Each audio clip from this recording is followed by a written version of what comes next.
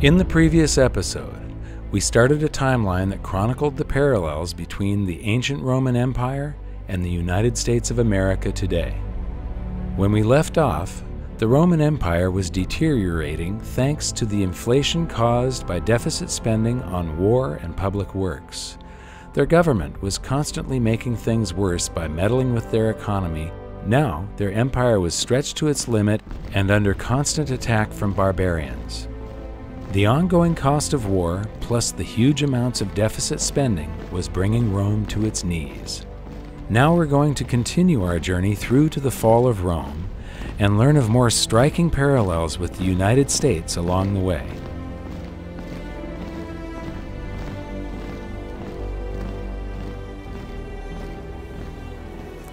The Romans were the first culture to have social programs. The Athenians had great public works, and they had the expense of war. But in Rome, they had the expense of all their great public works. They had the expense of massive armies occupying foreign lands, and they had the expense of social programs. During the end of the Roman Empire, Rome's population was approximately 1 million people, and 200,000 of them, 20%, were receiving daily distributions of wheat. That's welfare. As their empire decayed, Roman leaders employed a tactic called bread and circus to keep the public distracted and placated. The bread refers to the free grain, also known as the dole, and circus translates to the games that would be held here in the Colosseum with free food, wine, and rather violent entertainment.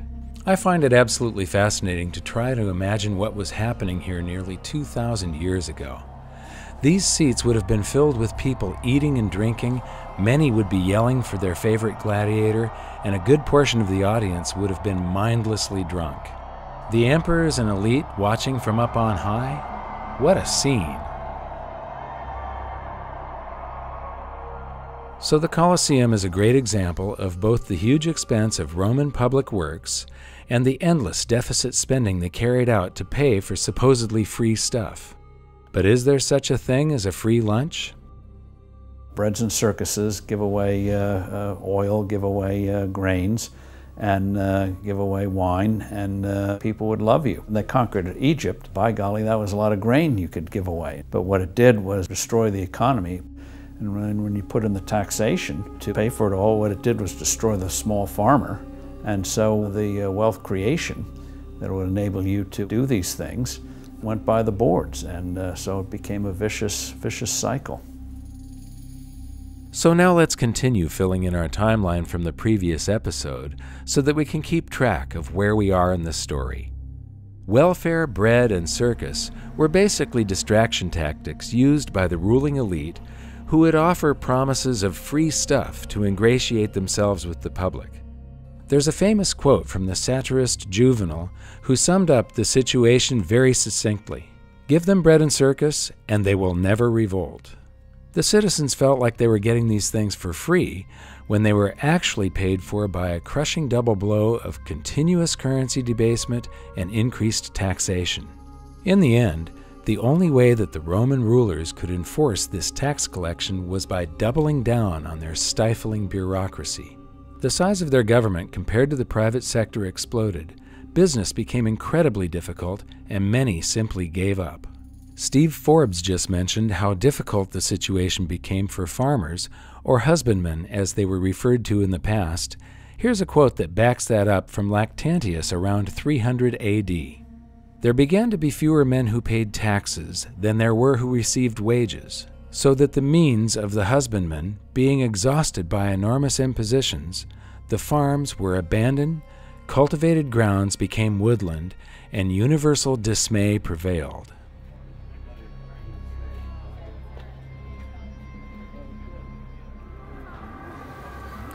All of these tourists go through the Colosseum here, all amazed at the ruins of a great civilization. And I have to ask myself, are they asking themselves, what happened to these people? Why did this thing fall into ruin? Everybody goes and they buy these trinkets at the gift shops and postcards and books, and they have their pictures taken here and there. I don't think any of them are thinking about the fact that most countries on the planet are doing exactly the same thing today. Most of what Americans know, I fear, is what movie stars are doing, what sports stars are doing, and what occurred on the last installment of Jerry Springer or some other reality show. And the food stamps are not even food stamps anymore. They give you a credit card that you can buy your food with, so that you look like you can actually afford to eat as opposed to living off the dole. Yes, it's very similar. People's relationship to money in a country like America, the biggest economy in the world, is based entirely on the benefits they get from consuming and consumerism.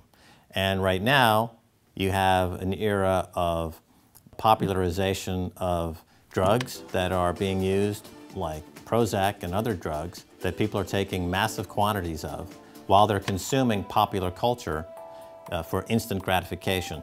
So you have instant gratification enhanced by drugs with a consumer culture with easy credit. So people are literally high all day long. They're consuming, they're on drugs, they've got cheap sugar, they've got cheap high fructose corn syrup in America thanks to those massive government subsidies. So they're basically spinning their tits 24/7, 365. Now, as soon as that value proposition changes and you're not getting high as easily as you did yesterday, the cost of getting blitzed out of your skull on cheap drugs, cheap sugar, and cheap entertainment tips to an actual cost where you've got to actually put in a day's labor, then you're going to see social unrest. Then you're going to see real change, because those people suddenly are going to be facing reality without the benefit of being on drugs. And that's going to be a day when suddenly this economic model of consumption at the expense of humanity comes to a screeching halt. So the ancient Romans had welfare, bread, and circus. Today, the USA has welfare and mass distraction. We've had the Colosseum-like venues for our games and theater for a long time, and now we also have people filling these Colosseums to watch digital gladiators battle each other in virtual esports events. These sporting and electronic spectacles, along with mindless entertainment like talk shows, are piped directly into our homes on TV, or now even to the cell phones in our pockets. We have the same politicians who constantly make impossible promises of free stuff, and a good portion of the population are hypnotized into believing them thanks to our modern version of bread and circus. Just like in ancient Rome, the USA has increased taxation in an attempt to pay for all of the so-called free stuff. And not surprisingly, we are now also burdened with a stifling bureaucracy in order to enforce the ridiculous amount of rules, taxes, and regulations. The size and scope of government has gone past anything that the founders of our country could have imagined in their worst nightmares, and now we face the same problem as ancient Rome. There are now fewer and fewer productive individuals and businesses left to fund the buffoonery of government. Remember, governments cannot create prosperity, they can only consume it.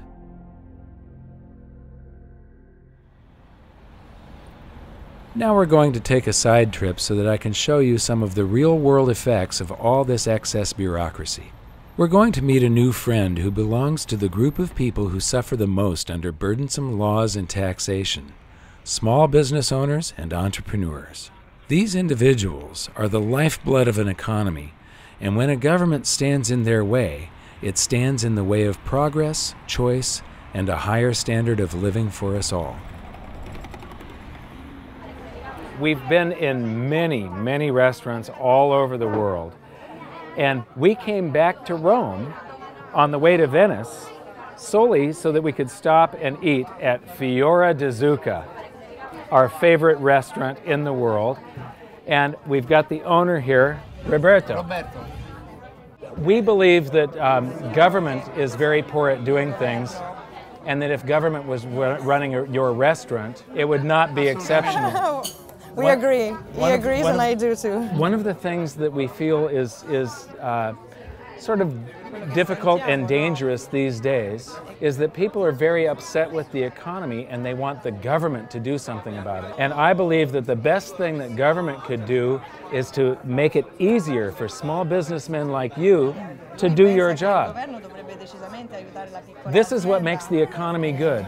E le personalità come Assolutamente le vero. vostre. Infatti il governo, Absolutely lo Stato true. The government and the state non aiuta assolutamente. is really not Il nostro helping the non small viene business assolutamente in aiutata. any way. Dire, se io avessi un aiuto politico, se If avessi I un aiuto had dello had Stato, government io help, avrei la voglia di aprirne uno, due, it could 10. probably open more of them. You don't need government money though. What you need is just for government to get out of the way and make it easier to go into business. Not so many rules, not so many taxes, right? Dice sì, a questo punto non è neanche più un discorso di capitale, è un discorso di amministrazione e di tasse. Exactly. Yeah. In ancient Rome, the government was telling you how much you could pay your workers, and no more, no less. The government was telling you how much you could charge for that buffalo mozzarella and that flatbread. If the government told you everything you could do, would you want to stay in business even? Assolutamente no. Yeah. Absolutely not. Diventa un McDonald's totale. It just becomes a big McDonald's for everybody. Yes. This is the problem. Right. This is the problem. This is the problem. We live in a state we call the People's Republic of California because the government has made so many rules, it is becoming very difficult for a small businessman. Sta mettendo proprio i bastoni nelle ruote della piccola azienda. Ma anche qua in Italia. Here Anche qua in Italia. it's the same problem. Ci stanno portando via dall'Italia per quello che mi riguarda. Cioè, se It's io like avessi they are il trying to do coraggio everything to take us coraggio away from this country. di andare in un altro If you had the courage to go somewhere else, you probably would do it. Ma It's a struggle to stay here. I have all the same problems on the other side of the world. All I want is for government to get out of the way and let me do my job. Aiuto dal governo. Vorrei solo che si togliessero dai piedi. sono perfettamente I d'accordo. feel like I have found a brother. Absolute agree. My brother. Roberto is still in Rome, and I love nothing more than supporting his exceptional restaurant whenever I'm in the area. But since filming this segment, the burdens placed on my business in California became so totally unbearable that I had no option but to move operations out of state. It pains me deeply to watch history repeat like this, as this affects people's lives, including some of the best employees and friends I ever had. Mille grazie. Mille grazie. Grazie a te. The role of government, among other things, is creating an environment where people can go out and do creative things. Our founders understood we are born with certain energies. The question is, are those energies going to be directed in a positive way or a destructive way? You know, there are two ways you can get ahead. One is to steal it from your neighbor, and the other is to go out and provide a product or service that somebody else wants, create something that hadn't existed before out of your mind. You take the risk and you do it, and we all benefit from it. And that's why it's so important to have that proper environment. And what makes up that environment? Well, you don't have to be a PhD. In fact, it'll probably get in your way. One is the rule of law, where you know what the rules are. Sound money, sensible taxation. Taxes are a price and a burden. And if you lower that burden, people are able to focus and do more real things, making it easy to set up a legitimate business. Just basic rules, and people will do amazing things. Amazing amount of creativity can be released. But beware of government saying we're here to help you. Usually they end up harming us all. Government benefits, but not the rest of us. One of the things I've noticed is we keep on putting people in charge that not only don't know anything about monetary history, but they don't know the fundamental economics that a normal businessman would know. Any businessman owner, or just somebody that is able to control their own finances at home. What they hire are people that, they're quants that have theories in their head. They've got some book knowledge, but they've never actually hired a person. They've never made the books balance or had to go out and make sure that there's more profit coming in this month than expenses so that they don't go out of business. That's exactly right. It's exactly right. It's this fascination, this love affair that the world has with academic economists in the last 20 years. You know, I think you'll find, like everything else, it goes full circle. And at some point in the next 20 years, we'll have central banks staffed exclusively by successful business people who've been brought in to fix the mess that you know, bureaucrats and academics have fostered upon us. Actually, I think an even better future would be a world without central banks, where the free market is left alone to decide what money is. You may say I'm a dreamer, but I'm not the only one. Anyway, back to the story. Let's look at the last two entries on our timeline for both ancient Rome and the USA and see if we can use them to predict what comes next. If you have more currency flowing into the government in the form of taxes, and then multiply that by more bureaucrats, what does that equal? If you guessed the corruption of the political process, you'd be spot on. In ancient Rome, one of the fastest ways to accumulate personal wealth was to hold office and bestow favors on individuals or businesses in return for gifts. In other words, bribery. In the modern USA, I hate to say it, but not a lot has changed. Cronyism is now the norm in Washington. This is where industries and individuals can basically buy a politician to vote a certain way. In some cases, we've seen their influence extend to the highest levels, where outsiders are writing the legislation and having their cronies introduce it. We've also seen the advent of revolving door politics, where politicians may not take cash directly as bribes, but as soon as they've fulfilled their purpose in politics, they walk out the door of public disservice and into highly paid positions in the private sector. How convenient. So, when we take a look at our timeline, the parallels are really starting to stack up. Our political and monetary experiments never seem to end, and I know I'm not the only one who feels like we are accelerating towards something really big. Now I'd like to introduce you to my friend Chris Martenson. He has an absolutely wonderful series called The Crash Course that I highly recommend that you watch. Chris is a scientist and entrepreneur who does an excellent job of clarifying complex systems and scenarios. So I wanted to get his take on why it feels like we're speeding toward the edge of a cliff. Tell me about exponential growth, because this was one of the pieces in your series that I was blown away by. You know, it's there's this famous quote by Keynes that not one man in a million understands inflation. The inflation process is very important. I think it's one man in a billion that probably understands what exponential growth is, and it's one of the most important things that we could get our arms around. And the reason it's so difficult to talk about is because we're humans, and we're not wired for exponential growth. We think in linear form. So if something goes from 1 to 2 to 3 to 4, people get a sense of that. We know how that works. But when something goes from 1 to 2 to 4 to 8 to 16 to 32 and just mushrooms off, well, it's much harder to understand it, and we're surrounded by exponential growth. It's in our economy, it's in our monetary numbers, it's in our debt numbers, it's in environmental statistics, it's in how rapidly we're depleting things in an inverse exponential decay, it's in everywhere we're surrounded by. So understanding is really critical. So I have a couple examples to help people understand what exponential growth is and why it's so hard. So if I had two erasers, and I said, all right, I'm going to give you $100 based on how evenly you can bring these two erasers together, nice even speed, you'll do a great job at that, right? You'll win $100 from me every single time. But now let's replace them two big heavy magnets, you know, neodymium magnets, maybe from a Tesla coil, you know, something really awesome. And you'll do what everybody does. All of a sudden they'll snap together, right? And it's because these magnets are pulling together with exponential force. And even though you might be physically capable of controlling that, your mind and your muscles and your neurons won't be able to wire that up. I'll give you 100 shots and it'll still be doing this because we just aren't wired for that. Another exponential example that really helps bring this home. Do you have a park, like a favorite park that you wouldn't mind see getting ruined? How about, I think they're going to decommission Candlestick Park in San Francisco. Perfect. Area. All right, let's use that as an example. So here's the thought experiment. Imagine I have a magic eyedropper, and it's magic because the drop of water that comes out of this eyedropper will double every minute. So after 1 minute, you get 2 drops, and after 2 minutes, you get 4 drops, and after 6 minutes, you can fill the thimble up, right? All right, so let's do 2 things. We're going to make this part watertight. and I'm going to handcuff you to the highest row of bleacher seats.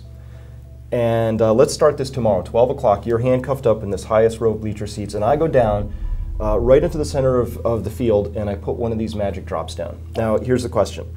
How long do you have to escape from your handcuffs, knowing that this park is going to fill up with water? Okay, one drop, and it's got to fill the entire park. How about a day? A day. Good, that's close. What if I told you the answer is 50 minutes? Wow. You can think 51 minutes, you know, if you want to get rid of the skepticism, right? Mm-hmm. So that's amazing, right? Just 50 or 51 minutes, and it's all over. The whole park is full. That's not the important question. Here's the important question. At what time is this park still 97% empty space? It's not filled with water. And do you realize the seriousness of your predicament? Well, I know it would be half full 1 minute before my predicament. So, I don't know, 10 minutes? It's 5 minutes. 5 minutes, okay. So if we go back just 5 minutes in time, there's a little bit of water in the infield. And then 5 more minutes and it's over. And so when I look at this, I look across the world and I think, okay, from all of human history until 1960 to put the first 3 billion people on the planet, and then just 40 years to put the next 3 billion people on the planet. And this is important because the Earth is our stadium, and we're living through one of the most extraordinary periods of human history.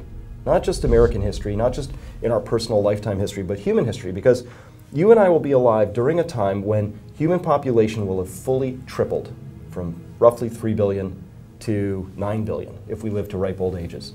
It's extraordinary. It's putting pressure on everything, and that exponential human growth is putting the curve on all those charts we just talked about. How fast we're depleting oil, how much food we have to grow, airline miles traveled, loss of tuna from the oceans, how much money has to be created. All of that is being driven by this exponential process. And so something I really like to be able to communicate to people is that exponential processes speed up at the end.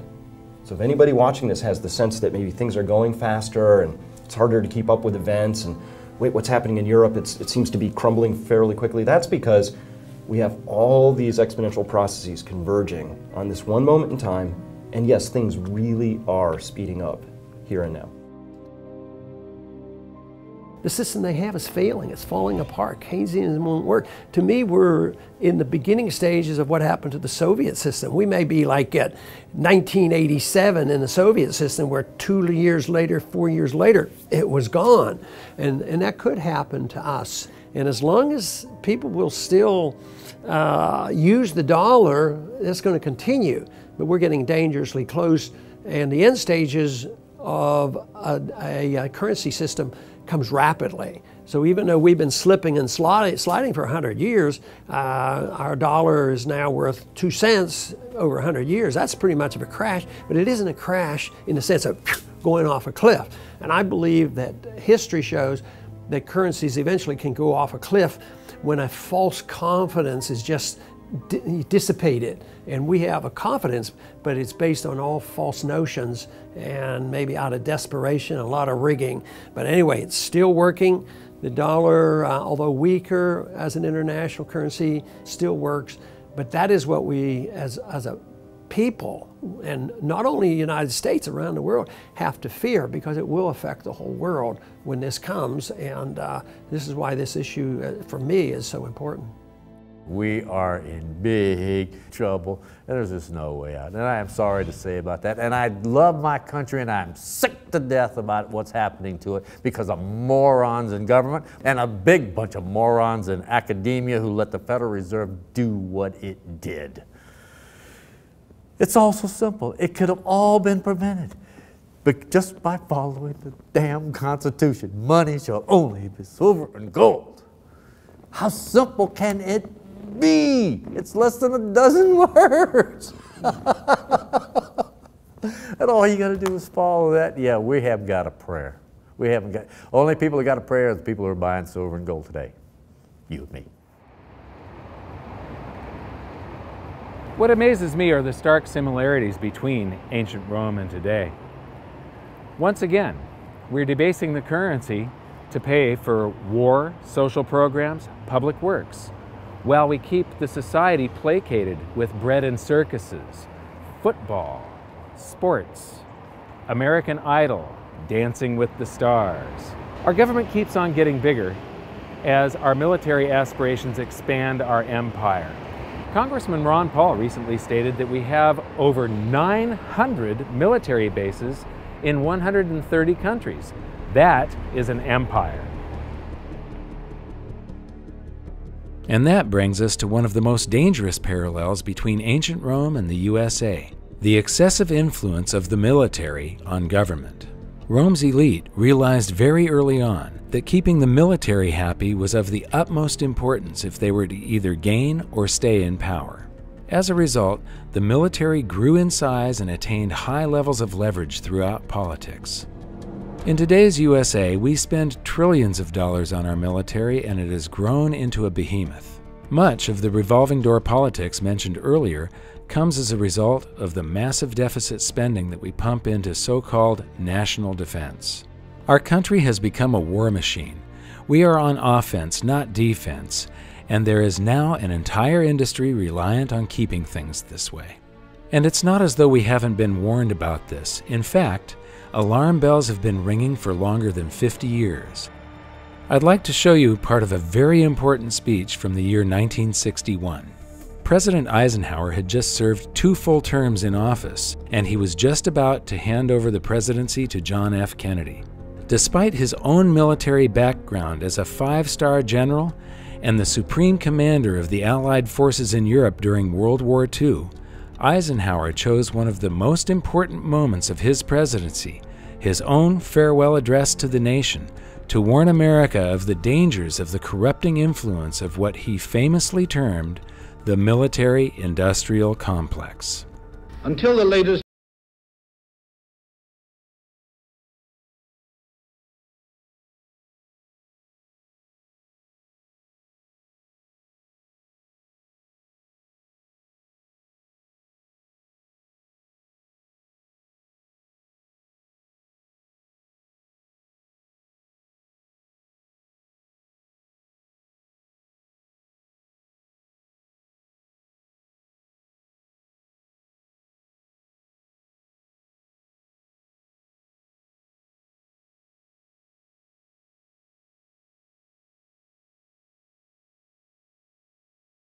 United States corporations. Now this conjunction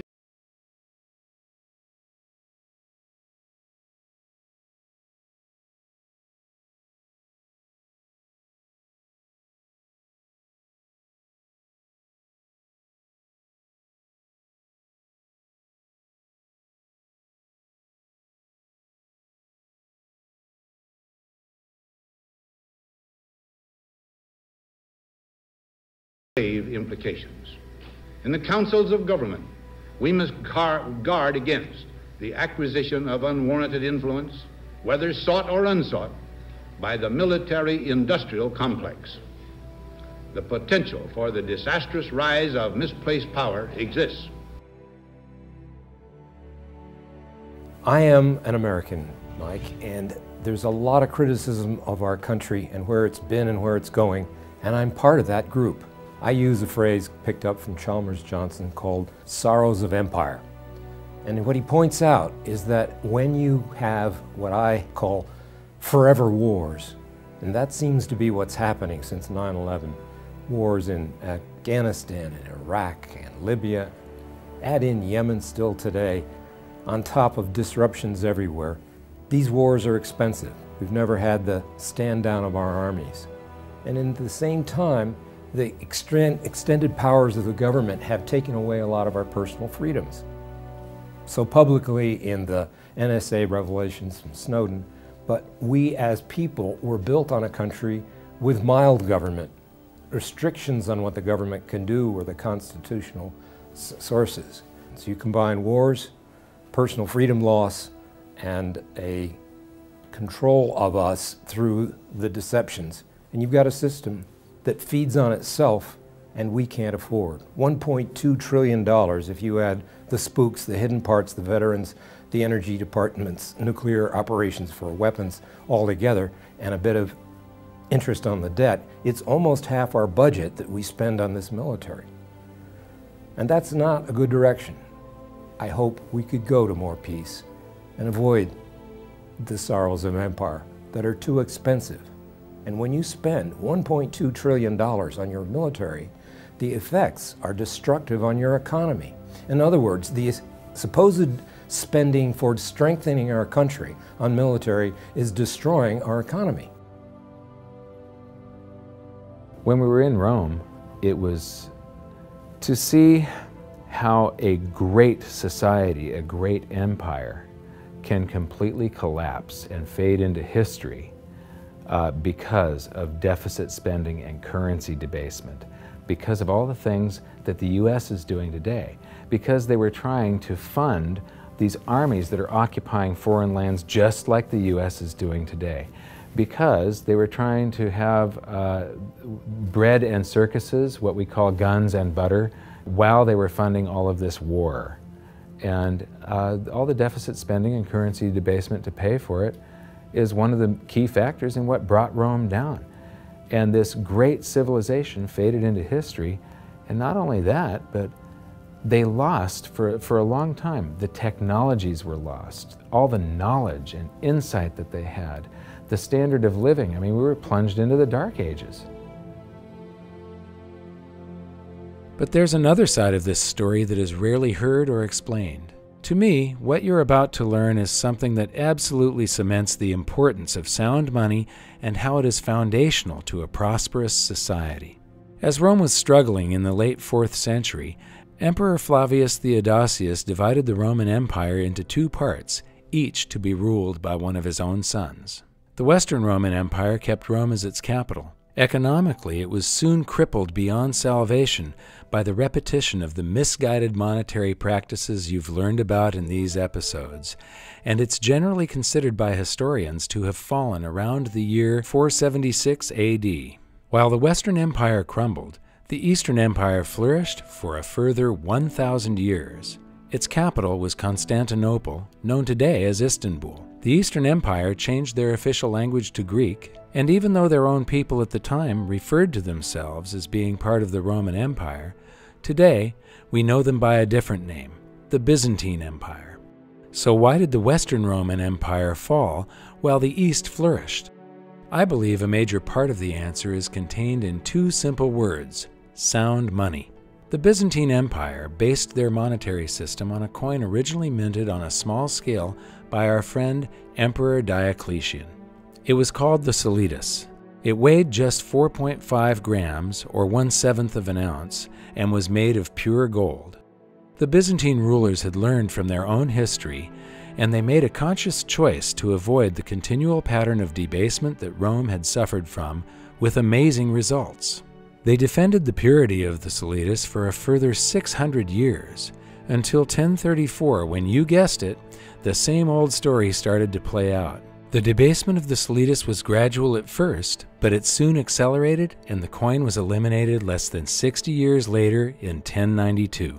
A new gold coin, the hyperion, was issued in place of the solitas, and its purity was maintained at 85% gold until the early 1200s, until it too was debased. By the 1350s, it had no gold content at all and served merely as a unit of account.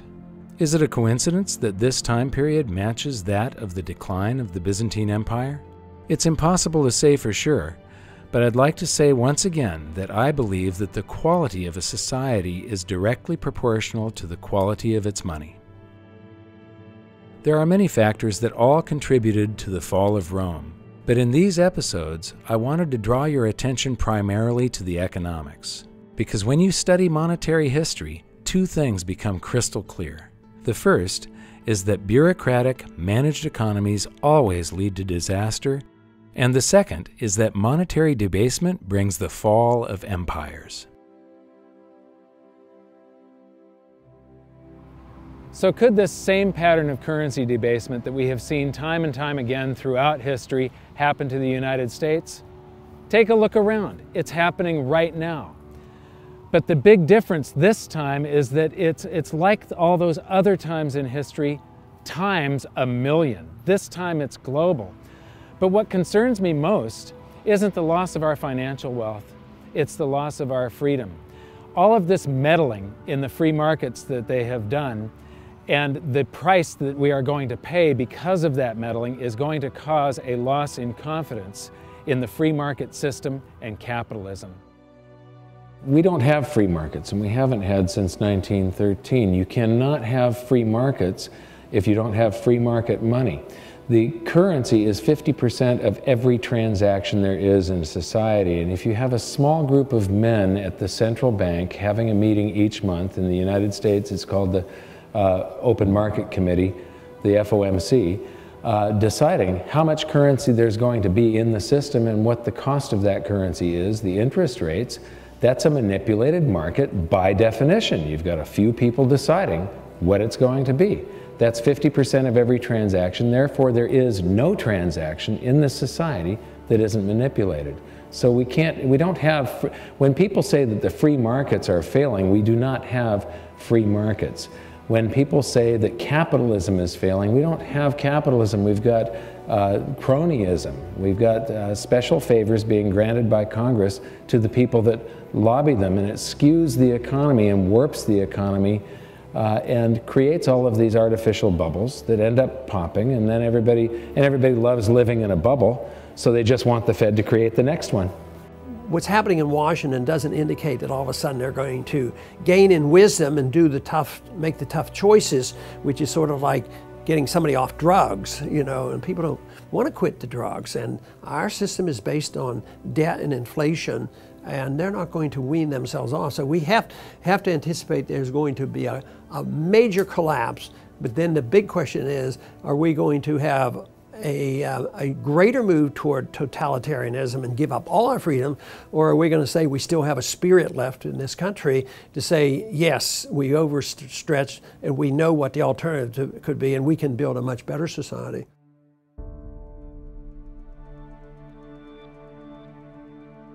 Milton Friedman, the great economist, once said, when government, in pursuit of good intentions, tries to rearrange the economy, legislate morality, or help special interests, the cost comes at inefficiency, lack of innovation, and loss of freedom. Government should be a referee, not an active player. In the United States, government has gone way too far.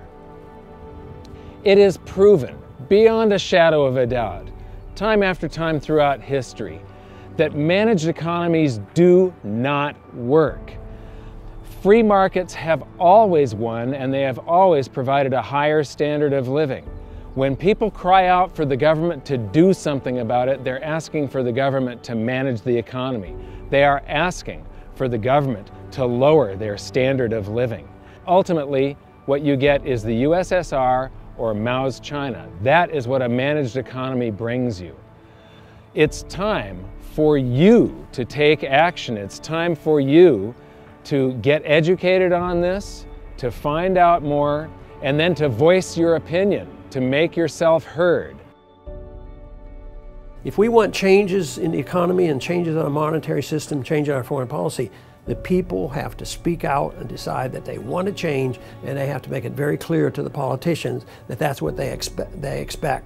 And matter of fact, that's one area where I tend to be more optimistic, because I think the people are learning with the work that you've done and others. They're learning something about monetary policy. But the most important thing is that people understand the nature of freedom and the role of government, and money being a major part of all that.